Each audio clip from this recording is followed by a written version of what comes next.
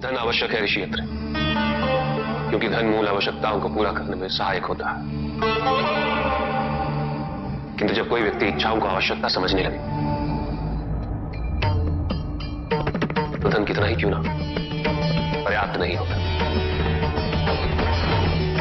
क्योंकि इच्छाएं अंतहीन है। इसलिए मनुष्य कभी ना समाप्त होने वाली इच्छाओं की पूर्ति हेतु धन संचय को ही अपने जीवन का लक्ष्य समझ लेता है। वो लोभी बन जाता है।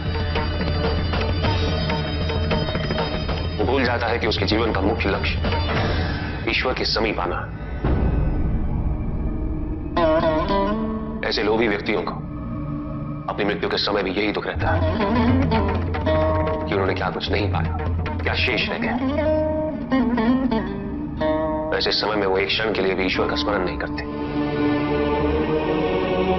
अपने जीवन की निरर्थकता और व्यर्थता का बोध नहीं होता। मिलना चाहिए।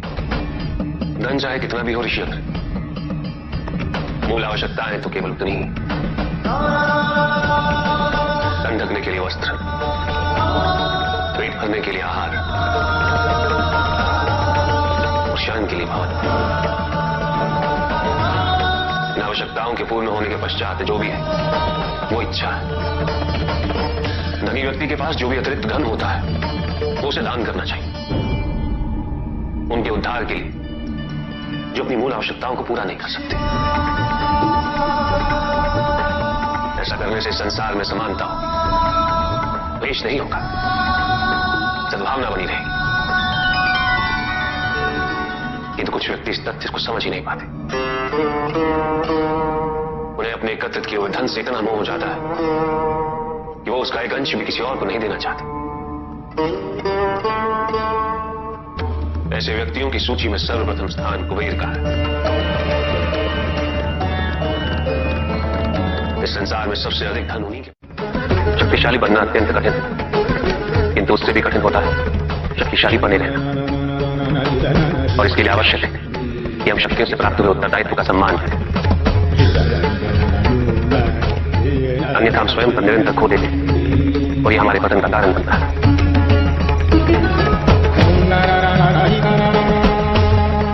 युद्ध में की गई भूल और उपलब्धियों से कुछ न कुछ सीखना आवश्यक है।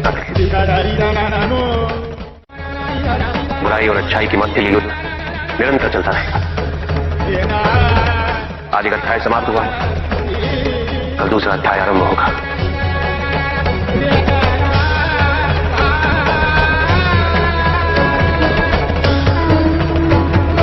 जब तक इस समस्त संसार में बुराई है तो अच्छाई भी होगी,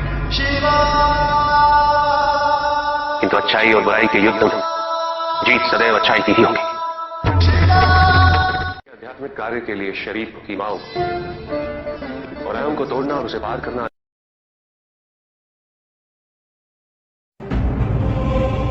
मेरा अपराध क्या है प्रभु? तुम्हारा अपराध था एक त्रिदेव को दूसरे से बड़ा समझना, उनमें भेद करना, उनमें तुलना करना।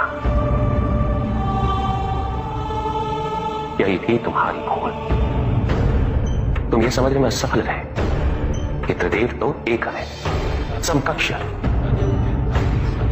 कोई भी किसी से बड़ा नहीं और कोई किसी से छोटा नहीं,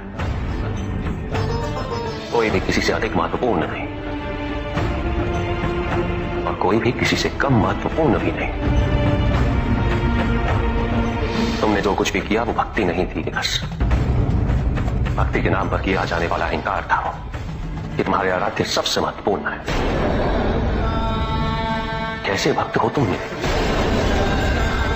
जो ये भूल गए कि तुम्हारे आराध्य के भी आराध्य है नारायण।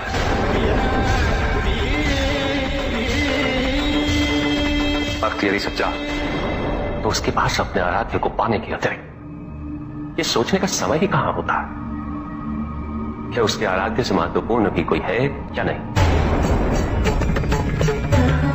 वो तो प्रतिपल अपना ध्यान केवल अपने आराध्य पर ही स्थिर रखता है, और जब ऐसा होता है निकष तो ना तुलना होती है, ना प्रतिस्पर्धा होती है और ना ही किसी प्रकार की कोई ईर्ष्या होती है। तो केवल आनंद की अनुभूति ही विद्यमान होती है।